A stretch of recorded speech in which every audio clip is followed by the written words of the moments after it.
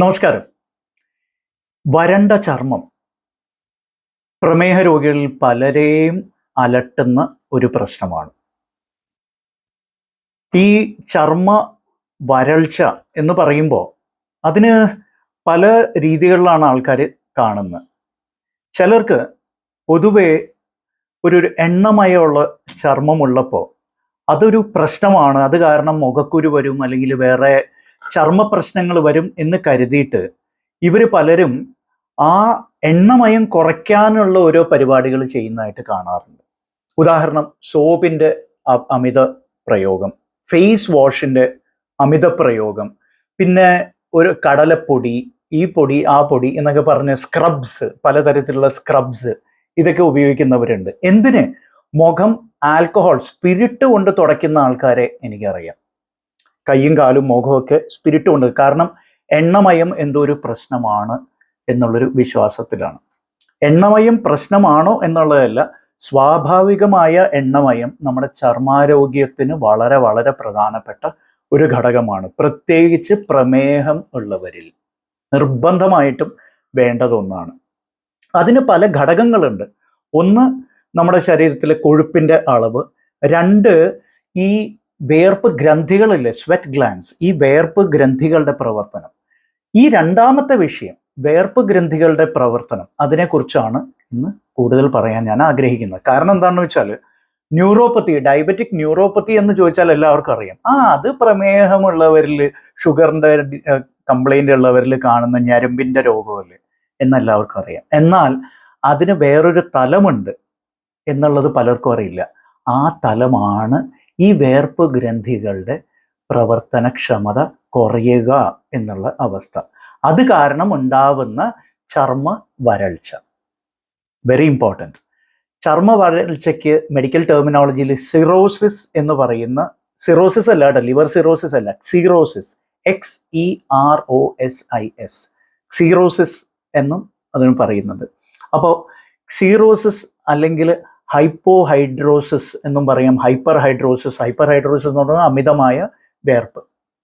ഇപ്പോൾ സീറോസിസ് എന്നുള്ള ആ പദപ്രയോഗം ഞാനിവിടെ കൂടുതൽ ഉപയോഗിക്കാൻ ഉദ്ദേശിക്കുന്നില്ല, കാരണം അത് സീറോസിസുമായിട്ട് ചിലപ്പോൾ കൺഫ്യൂസ് ആവും. എനിവേ, അപ്പോൾ വരൾച്ച, ഈ ചർമ്മ വരൾച്ച ഏത് ഭാഗങ്ങളിലാണ് കുഴപ്പമുണ്ടാക്കുന്നത് എന്നുള്ളത് നമുക്ക് ആദ്യം ഒന്ന് പരിശോധിക്കാം. മുഖത്ത് ചർമ്മ വരൾച്ച കുഴപ്പമുണ്ടാക്കുമോ? ഉണ്ടാക്കും. ഏത് തരത്തിൽ? ചുളിവുകൾ വീഴാൻ സാധ്യതയുണ്ട്.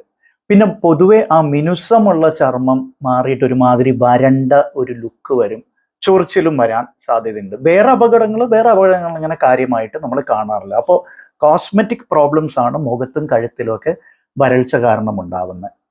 കക്ഷത്തിലും കയ്യിലും ഒക്കെ അങ്ങനെ തന്നെയാണ്. എന്നാൽ വലിയ അപകടങ്ങളിലേക്ക് നയിക്കാവുന്ന വരൾച്ച പ്രശ്നമുണ്ടാക്കുന്ന എവിടെയാണെന്ന് വെച്ചാൽ മുട്ടിന് കീഴ്പോട്ടുള്ള ഭാഗത്താണ്. മുട്ടിന് കീഴ്പോട്ടുള്ള ഭാഗത്താണ് ഏറ്റവും കൂടുതൽ വരൾച്ച നമ്മൾ കണ്ടുവരുന്നതും പ്രമേഹ രോഗികളിൽ. അപ്പൊ അവിടെ ഈ വരൾച്ചയ്ക്ക് ഒരു പരിധി വരെ പ്രമേഹം അതിൻ്റെ കാരണമാണെന്ന് നമുക്ക് എല്ലാവർക്കും അറിയാം. പക്ഷെ ഒരു പരിധി വരെ നമ്മളൊക്കെ ചെയ്യുന്ന ചില പ്രവൃത്തികളാണെന്ന് പറയാണ്ട് വയ്യ.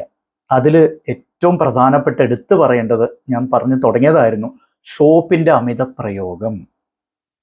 ഈ സോപ്പ് കൊണ്ട് കയ്യും കാലും മുഖവും കഴുകുന്നത് നല്ലതൊക്കെ തന്നെയാണ്, ഇല്ലെന്നല്ല പറഞ്ഞത്. പക്ഷെ അതിന്റെ അമിത പ്രയോഗം എന്ത് സംഭവിക്കുന്നു വെച്ചാൽ, ഇപ്പൊ തന്നെ വരണ്ടിരിക്കുന്ന ചർമ്മത്തെ കൂടുതൽ വരൾച്ചയിലേക്ക് തള്ളിവിടും. അതാണ് സംഭവിച്ചുകൊണ്ടിരിക്കുന്നത്. അപ്പോൾ it makes dry skin even dryer, സോപ്പിൻ്റെ.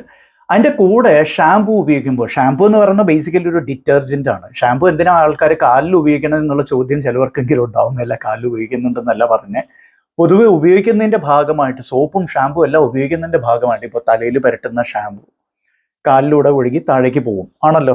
അപ്പോൾ കാലിൽ വരണ്ടിരിക്കുന്ന ചർമ്മത്തെ കൂടുതൽ വരൾച്ചയിലേക്ക് അത് നയിക്കാൻ സാധ്യതയുണ്ട്. ഓർമ്മ വയ്ക്കുക, ഇത് ചെറിയ കാര്യങ്ങളാണെന്ന് തോന്നാം, പക്ഷെ പ്രമേഹ രോഗികളിൽ ഇതിന് വലിയൊരു വില കൊടുക്കേണ്ടി വരാം.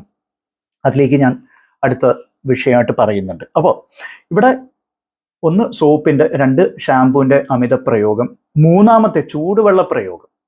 ചൂടുവെള്ള പ്രയോഗം എന്ന് പറയുമ്പോൾ പല രീതികളിലും ഉണ്ട്. ചിലവർ ചൂടുവെള്ളം ഹീറ്റർ ഓൺ ചെയ്ത് ചൂടുവെള്ളം ബക്കറ്റിൽ തുറന്ന് വിട്ട് മഗ്ഗിൽ കോരിയെടുത്ത് കാലിൽ ഒഴിക്കുന്ന ഒരു പരിപാടിയുണ്ട്.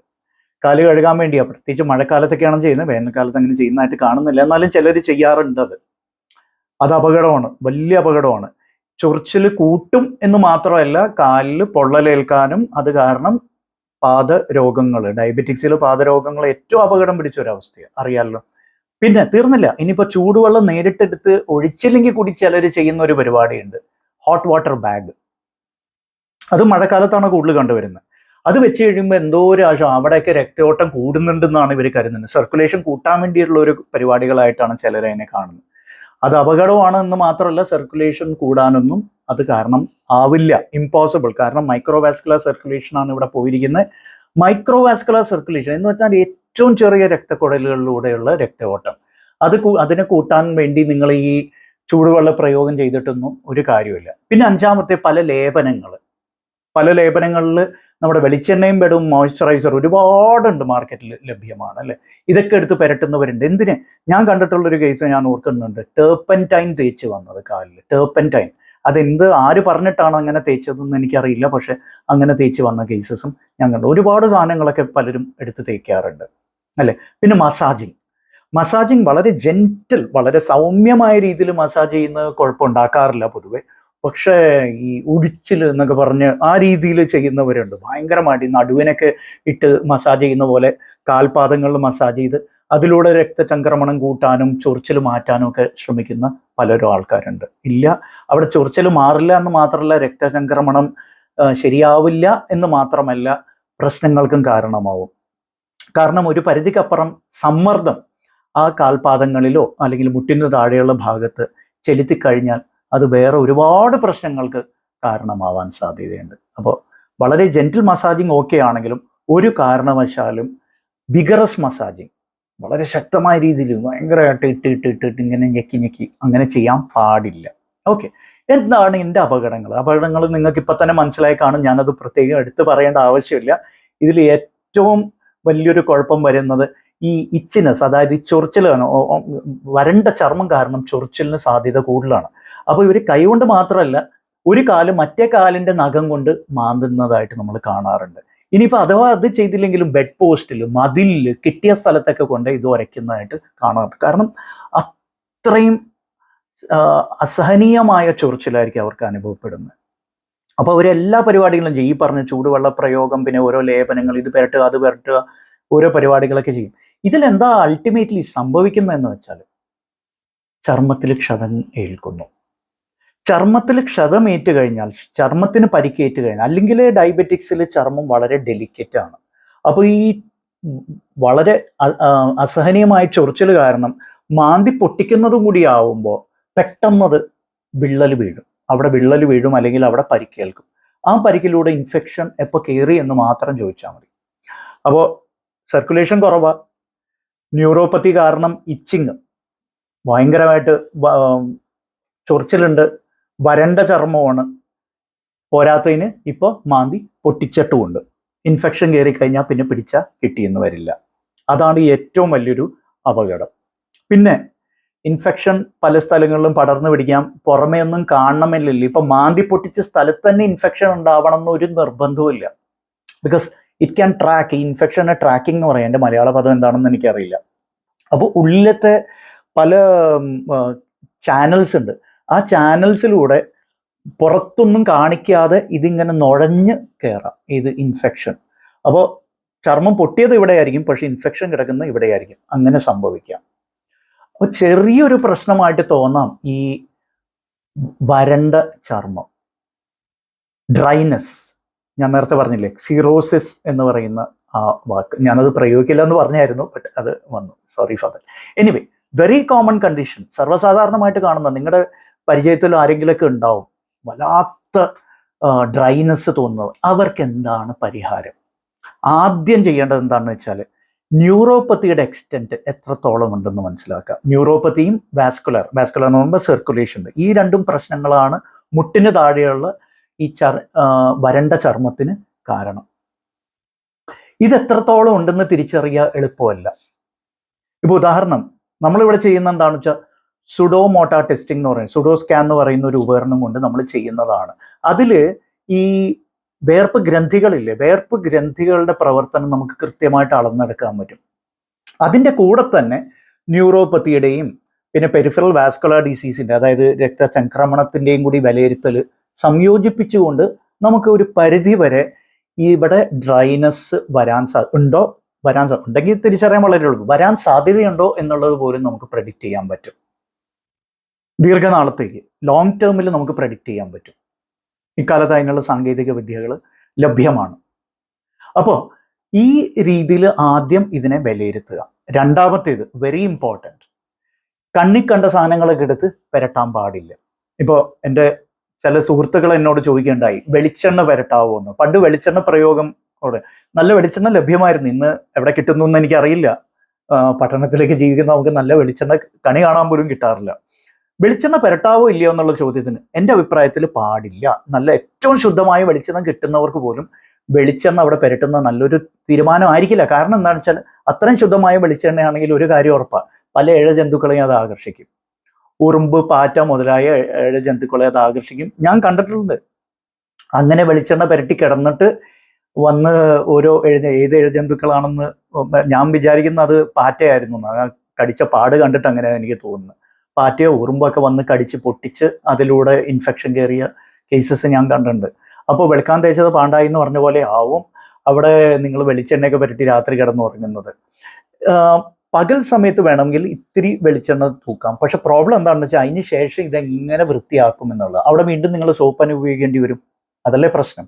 അപ്പോൾ ഈ എണ്ണമയം കളയാൻ സോപ്പ് ഉപയോഗിക്കേണ്ടി വന്നാൽ വീണ്ടും അവിടെ ഡ്രൈനസ് കൂടുകയേ ചെയ്യുള്ളൂ. അപ്പോൾ അതൊരു നല്ല തീരുമാനമല്ല. അതിൽ നല്ലത് മോയ്സ്ചറൈസേഴ്സ്. എല്ലാ മോയ്സ്ചറൈസേഴ്സും നല്ലതല്ല, പ്ലീസ് റിമെമ്പർ ദാറ്റ്.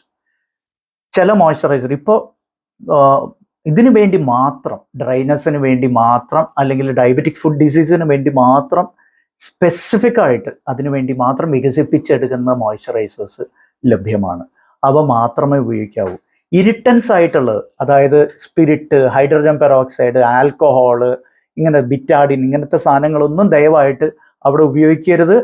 ആൻഡ് ഈ പറയണ പോലെ ഓരോ എണ്ണകൾ, പിന്നെ ടെർപ്പൻറ്റൈന്, മറ്റേ മണ്ണെണ്ണ, അങ്ങനത്തെ ഒരു എണ്ണകളും അവിടെ ഉപയോഗിക്കരുത്. പിന്നെ മാന്തി പൊട്ടിക്കുന്ന ഒരു പ്രവണത കണ്ടുവെങ്കിൽ തീർച്ചയായിട്ടും നിങ്ങളുടെ ഡോക്ടറെ കാണുക. ബിക്കോസ് അവിടെ എന്തെങ്കിലും ഒരു പോറലേറ്റിട്ടുണ്ടെങ്കിൽ തീർച്ചയാണ് അതിലേക്ക് ഇൻഫെക്ഷൻ കയറാനുള്ള സാധ്യതയുണ്ട്. സോ അതെന്തായാലും ഡോക്ടർ തന്നെ വിലയിരുത്തണം. ഓക്കെ.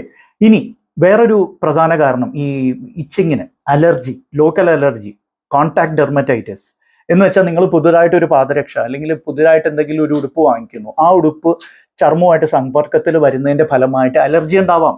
അത് കാരണം ചൊറിച്ചിലുണ്ടാവാം. ഇനിയിപ്പോൾ വേറെ എന്തെങ്കിലും വസ്തു ആയിരിക്കാം. അതൊക്കെ തിരിച്ചറിയേണ്ടത് ആ വിലയിരുത്തലൂടെ മാത്രമാണ്. ആ വിലയിരുത്തലിൻ്റെ ബേസിസിൽ വേണം നമ്മൾ നെക്സ്റ്റ് പോകാം. പിന്നെ വേറൊരു കാര്യം കൂടി പറഞ്ഞു നിർത്താം. കെലാമിൻ പുരട്ടുന്ന ഒരു ഏർപ്പാടുണ്ട്. കെലാമിൻ ചൊറിച്ചിലിന് പൊതുവെ കാലാകാലങ്ങളായിട്ട് നമ്മൾ ഉപയോഗിച്ച് വന്നൊരു സാധനമാണ്. പക്ഷേ ഡയബറ്റിക് ഫുഡ് ഡിസീസിൽ ഡ്രൈനസ് ഉള്ളതിൻ്റെ കൂടെ തന്നെ കെലാമിനൊക്കെ പുരട്ടി കഴിഞ്ഞാൽ ഡ്രൈനസ് കൂടാനാണ് സാധ്യത.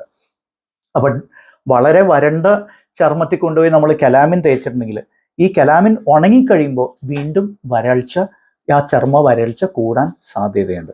അതുകൊണ്ട് സൂക്ഷിച്ച് പ്രയോഗിക്കേണ്ട ഒരു സാധനമാണ്. എല്ലാ ഡയബറ്റിക് ഫുഡിലും കൊണ്ടുപോയി കെലാമിനൊന്നും പുരട്ടരുത്. അത് ദയവായി ഓർമ്മ വയ്ക്കുക. ഓക്കെ.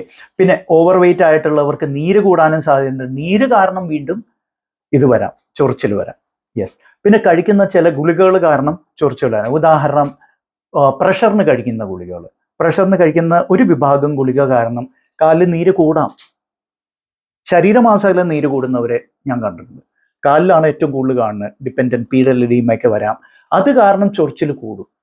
അപ്പോൾ ഡ്രൈനസും കൂടാറുണ്ട് അത്തരത്തിലുള്ള ആൾക്കാർക്ക്. അവരിൽ ചികിത്സ വേറെയാണ്. അപ്പോൾ ഡ്രൈനസ് എന്ന് പറയുമ്പോൾ നമ്മൾ വിചാരിക്കുന്നത് വളരെ സിമ്പിളായി, അത് ഉണങ്ങിക്കിടക്കല്ലേ, അതിലെന്തെങ്കിലും എണ്ണ തേച്ചാൽ അത് മാറിക്കോളും. റോങ്. ഡയബറ്റിക്സിൽ ഡ്രൈനസ്, വരണ്ട ചർമ്മം കൃത്യമായ വിലയിരുത്തലിൽ ആവശ്യമാണ്. കാരണം നേരത്തെ പറഞ്ഞ പോലെ it is one of the most common symptoms. പലപ്പോഴും ഡയബറ്റീസ് നമ്മൾ സസ്പെക്ട് ചെയ്യുന്ന തന്നെ ഈ ഡ്രൈനസ് കാരണമായിരിക്കും. അതുപോലെ പാറ്റേൺസും ഉണ്ട്. ഡ്രൈനസിൻ്റെ തന്നെ പാറ്റേൺസ് ഉണ്ട്. ശരീരത്തിൽ ചില ഭാഗങ്ങൾ ഡ്രൈ ആയിരിക്കും, ചില ഭാഗങ്ങൾ വളരെ സ്വെറ്റി ആയിട്ടുള്ള അല്ലെങ്കിൽ ഓയിലി ആയിട്ടിരിക്കേണ്ട വേറെ ചില ഭാഗങ്ങളിൽ ഡ്രൈ ആയിട്ട് കിടക്കാം. മറിച്ചും സംഭവിക്കാം.